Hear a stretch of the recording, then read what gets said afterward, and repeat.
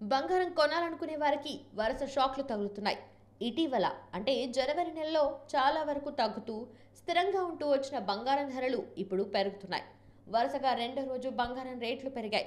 ఇప్పుడు హైదరాబాద్లో బంగారం వెండి రేట్లు ఎలా ఉన్నాయో చూద్దాం.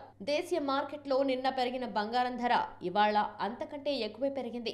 హైదరాబాద్ మార్కెట్లో ప్రస్తుతం 22 క్యారెట్ల పసిడి రేట్ తులానికి 200 పెరిగి 58,000 మార్కు వద్ద ఉంది. 24 క్యారెట్లకు చెందిన గోల్డ్ రేట్ 10 గ్రాములపై 220 ఎగబాకి ప్రస్తుతం 63,270 వద్ద కొనసాగుతుంది. జనవరి 20 నుంచి జనవరి 28 వరకు అసలు బంగారం రేట్ పెరగనే లేదు. హైదరాబాద్తో పాటే ఢిల్లీ మార్కెట్లోనూ బంగారం రేటు ఎగబాకాయి.